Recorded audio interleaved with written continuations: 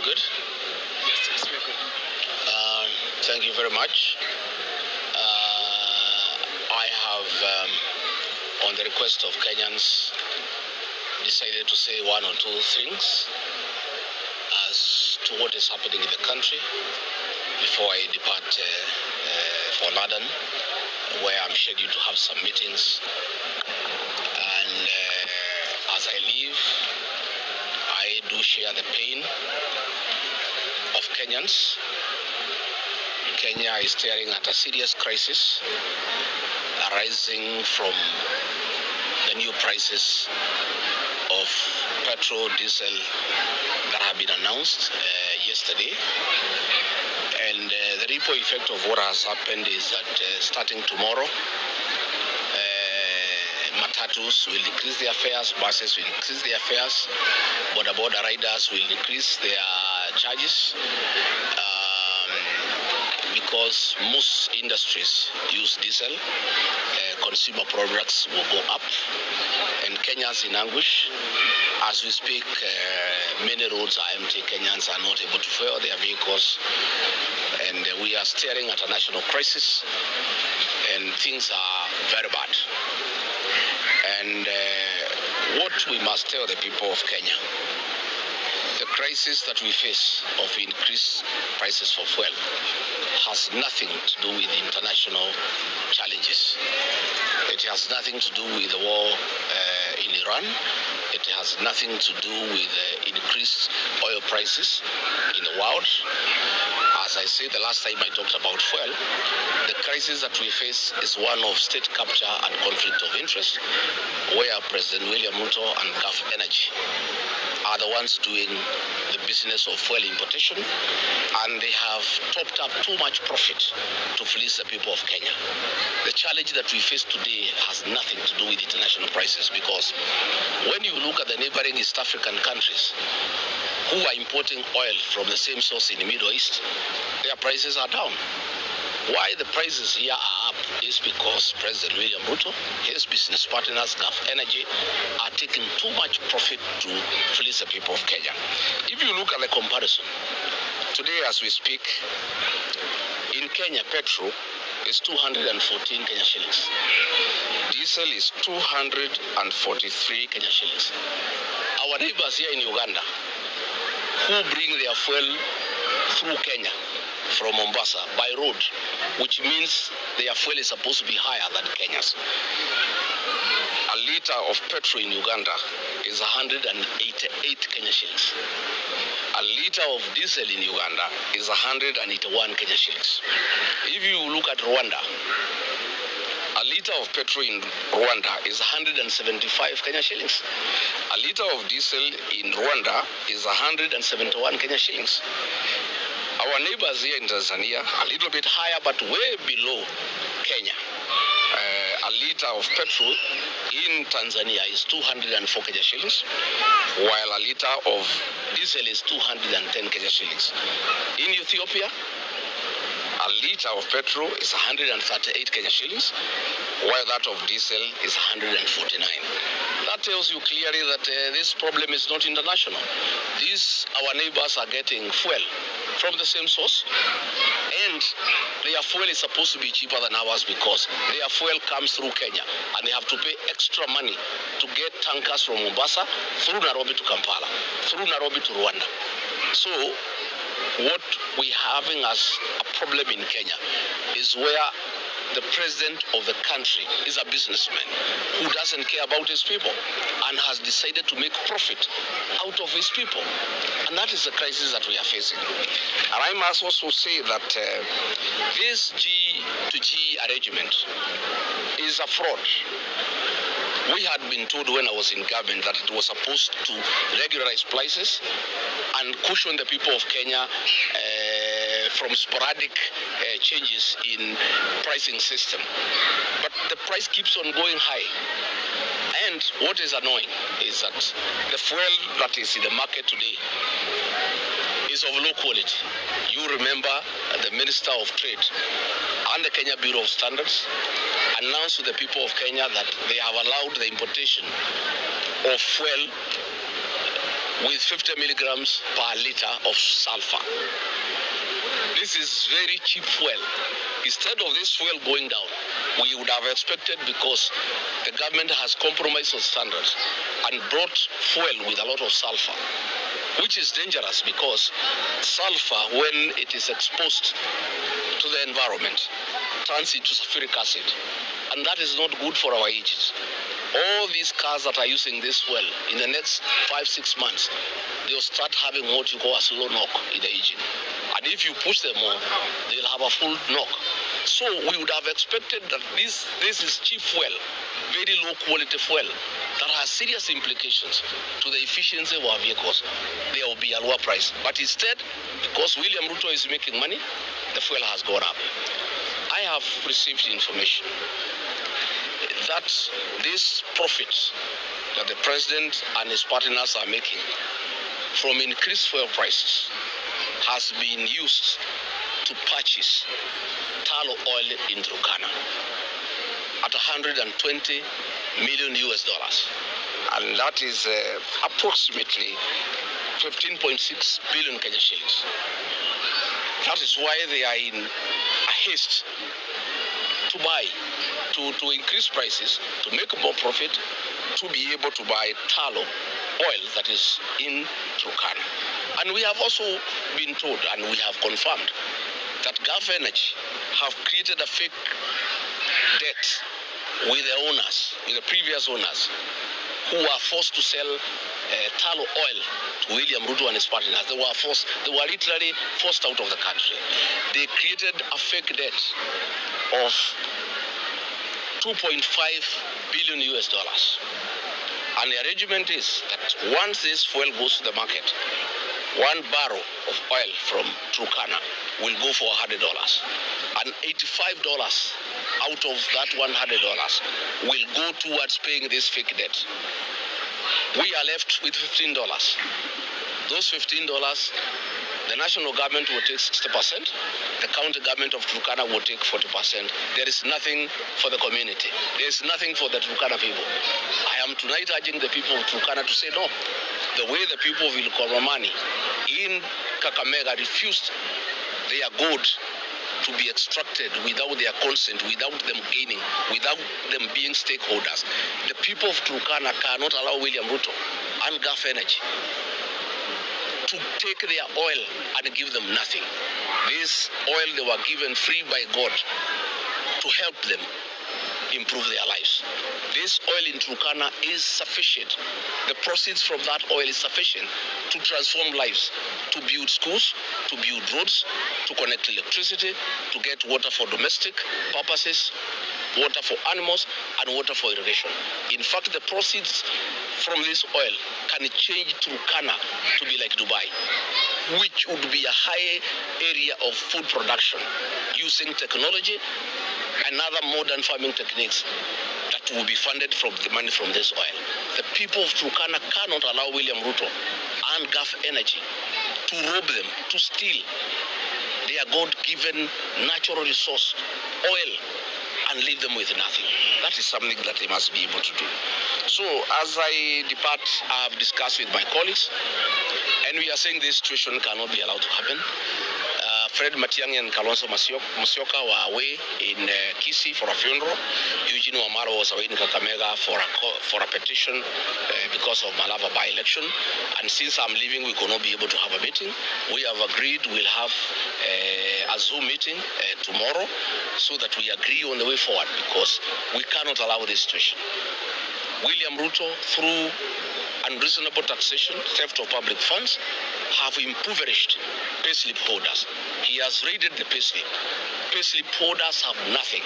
Now this fuel increase now is going to cripple business people. It is targeting the transport sector. It's targeting the manufacturing sector. It is targeting consumers. Prices of food will go up. Prices of consumer items will go up. This situation cannot be allowed to continue. So we are going to have a discussion tomorrow. And because of the crisis that we have, because of the pressure that I have received from the people of Kenya, I was supposed to go for 1 month in the United Kingdom for a series of activities, but I have no other way I have to cut short. I will not be long.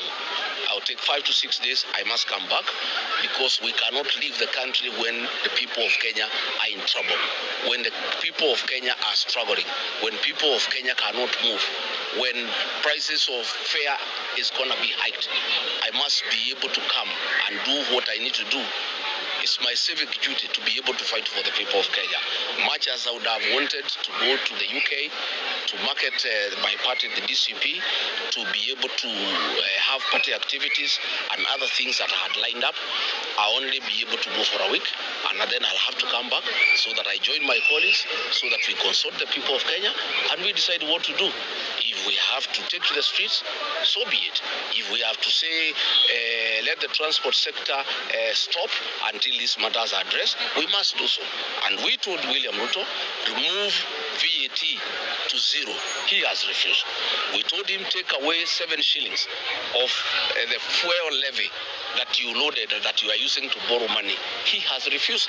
We have asked him to surrender the profit he is making from the G2G arrangement, and he has refused. So where we have reached, we simply have to force him. It has reached a point that we are talking to a stone. The more we talk to him, the more is his appetite for public funds. The more is his appetite to fleece the people of Kenya. We have never seen, since the history of independence, a president competing with the Kenyans who do business.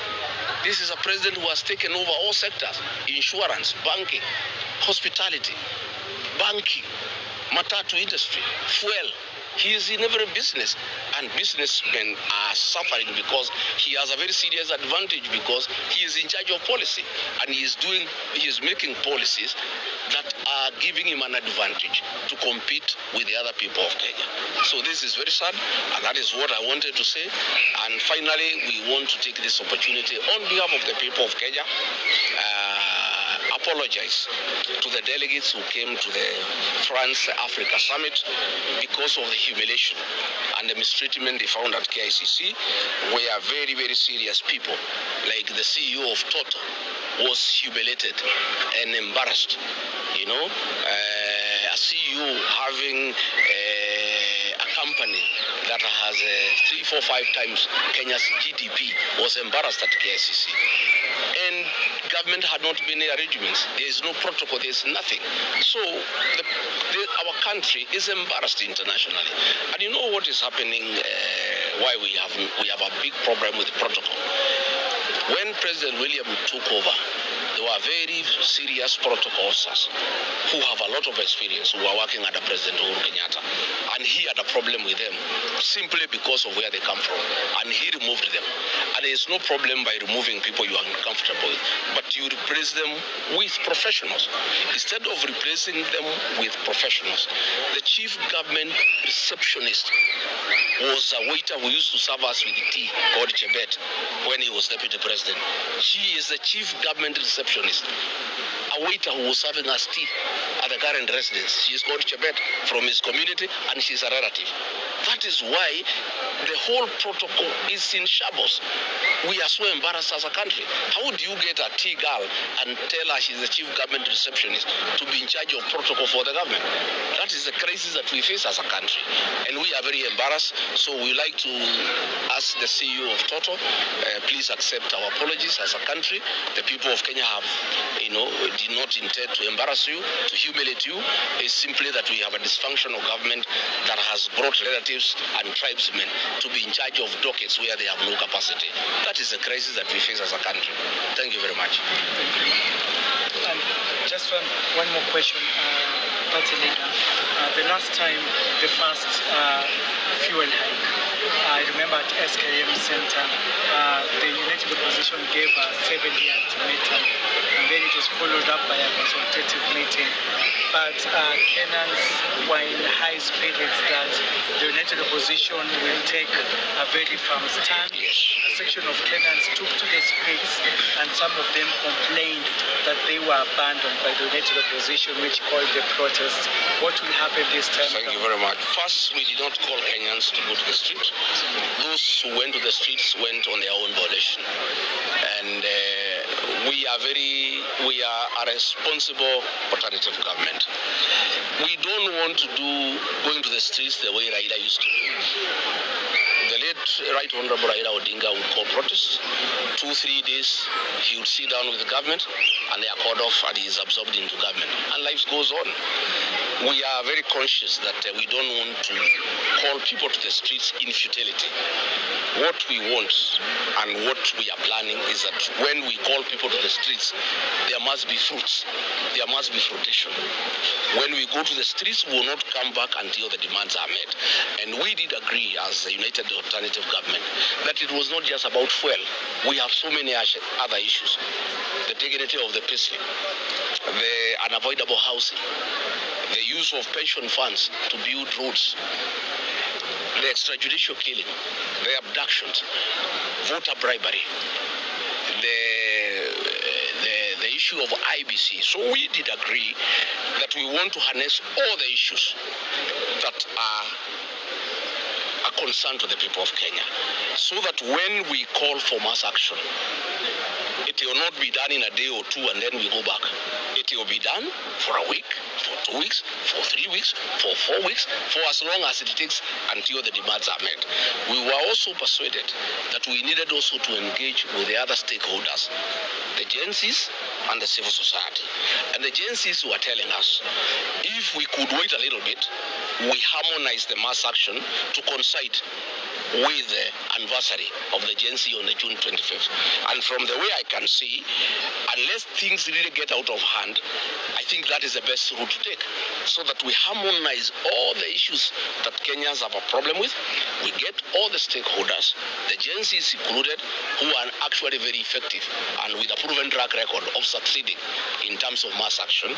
And we get the alternative government, the agencies, and all Kenyans of goodwill together. But in view of what has happened, in view of the hardships Kenyans are facing out of these fuel hikes, I think when we have a Zoom meeting tomorrow, we may have to review that position, and then we inform the people of Kenya. But we did not want to take the people of Kenya to the streets the way it has been done before. People are killed, people are maimed, property is destroyed, then we go and sit with Ruto and negotiate for positions in government. I think people have been very unfair to the people of Kenya. I don't think I can ever be party to such a kind of an arrangement where we take people to the streets so that we can ask the government to absorb us in government. We are not interested. When we do call for mass action, it must have an end game. Where does it end? It must end where the government gives in to the demands that we're gonna lay before it on behalf of the people of Kenya. Thank you. Asante sana. Thank you. Two quick questions. The first one, I'm Stanley Nyarigita, TV47. The first one, in a previous speech, you said that you should pay meeting partners as well as friends just to mobilize for the party. Can you tell us who you might be and who you're going to be meeting? The second one. If I announce it here, my opponents will know, and then they'll start circumventing what I'm trying to do. You can't tell people who you are partners, who are your friends. That I can't. Okay. The second one, following the recent by-elections on DCP's results, what is your take? Well, DCP is a party of the moment, a party of the future. We raided Ruto's perceived bedroom, the Kipsigis nation. I saw the senator of Nandi saying we cannot even get 10-15%. We were there. We gave William Ruto a run for his money. His perceived stronghold, DCP landed there authoritatively and caused a storm. Our candidate got nearly 11,000 votes. That is no mean feat. This is a new party. It's 1 year old today. UDA has been there for 5 years. It's the government in power. And you can see the party of UDA is on decline. DCP is on the ascendancy. And I can tell you, arising from that by-election. We have so many people in Kericho, so many people in Bomet, so many people in Nandi, so many people in Baringo, so many people in Uasin Gishu who want now to run because they are saying Ruto and his friends will never give them fair chance in UDA, and they want to remove them from office. So they have also realized that DCP cannot be bought. DCP cannot be intimidated. It's really the party you want to bank on, because once the DCP gives you a ticket, William Ruto cannot intimidate DCP. Even that election, actually we had won. What happened, and it's okay.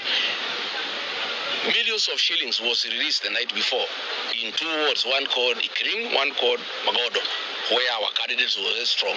Door to door, 5,000 per voter. And people having problems, a few of them shifted. We lost almost 7,000 votes from that voter bribery. But the beauty of it is you can bribe people in a by-election. You cannot bribe people in a general election. That is why we are not worried about the way William Ruto is bribing voters in by-elections to show that he is ahead.